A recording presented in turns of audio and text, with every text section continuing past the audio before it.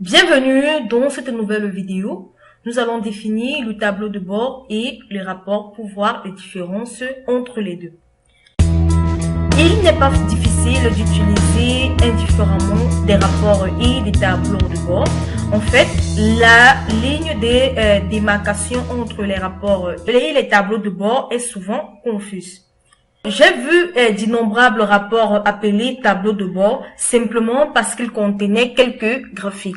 De même, j'ai vu de nombreux exemples de ce que l'on pourrait considérer comme des tableaux de bord, mais qui ont été appelés rapports.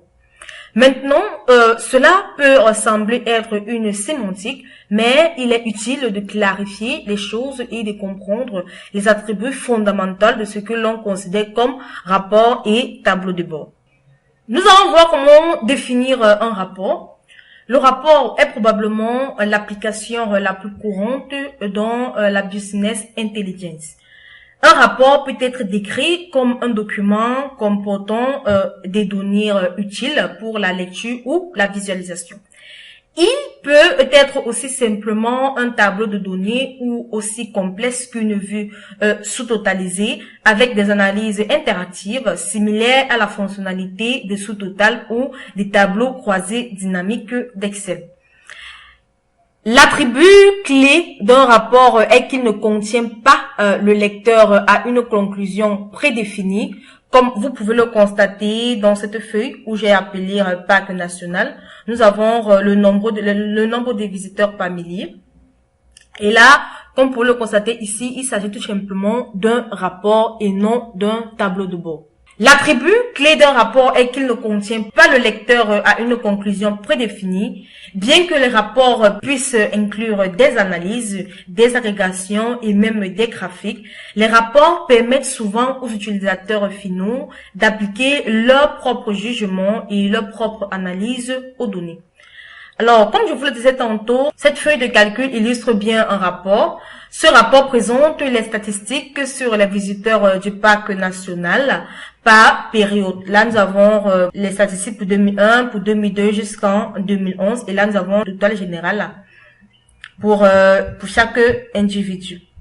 Bien que ces données puissent être utiles, il est clair que ce rapport ne guide pas le lecteur vers un jugement ou une analyse prédéfinie.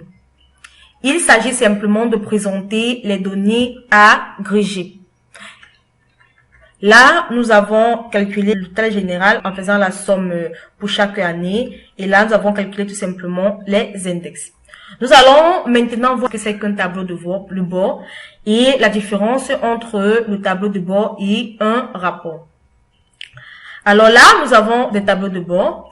Un tableau de bord est une interface visuelle qui offre un aperçu rapide des principales mesures pertinentes pour un objectif ou un processus métier particulier.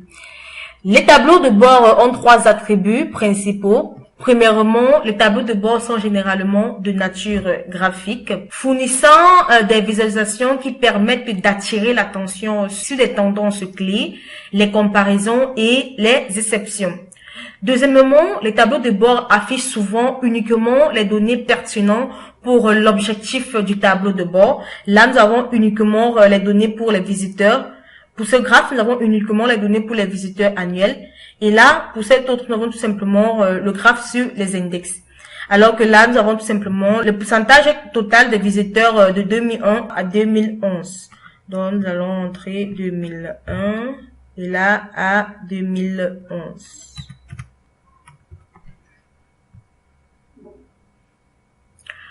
Ensuite, troisièmement, les tableaux de bord étant conçus dans un but ou un objectif spécifique, ils contiennent des conclusions prédéfinies qui libèrent l'utilisateur de ses propres analyses. Alors, comme vous pouvez le constater, ce tableau de bord utilise tout simplement les mêmes données que celui représenté au niveau de notre rapport. Ce tableau de bord affiche des informations clés sur les statistiques des visiteurs du parc national. Comme vous pouvez le constater, cette présentation possède tous les attributs principaux qui définissent un tableau de bord. Tout d'abord, c'est un affichage visuel qui vous permet de reconnaître rapidement les tendances générales des statistiques des visiteurs de la nuit. Deuxièmement, vous pouvez voir que toutes les données détaillées ne sont pas montrées ici. Donc, vous ne voyez que les éléments clés pertinents pour soutenir l'objectif de ce tableau de bord qui, dans ce cas, serait d'obtenir les informations sur le pack qui en aura besoin des ressources supplémentaires pour augmenter les taux de fréquentation. Enfin, en vertu de son objectif, ce tableau de bord vous présente efficacement des analyses et des conclusions sur la tendance des visiteurs au jour le jour. Là, nous avons le top 20 des visiteurs annuels. Et là, nous avons le top 20 des index annuels.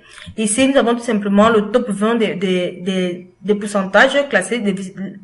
Là, nous avons le top 20 des pourcentages total de visiteurs de 2001 à 2011. Ici, comme vous pouvez le constater, le pourcentage qui est le plus élevé, c'est celui de Crux Mountain, qui a tout simplement un pourcentage le plus élevé depuis 2001 à 2011. Et là, au niveau des top 20, comme vous pouvez le constater, notre pic est tout simplement ce point. Et au niveau des index, le pic est tout simplement ce point.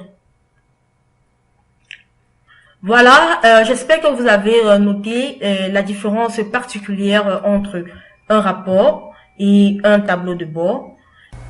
J'espère que vous avez aimé cette vidéo de l'entreprise Excel Corpo, entreprise spécialisée dans les prestations de services Microsoft Excel.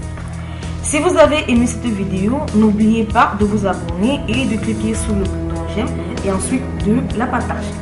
Si vous avez des questions à poser, vous soyez libre de les poser dans l'espace commentaire.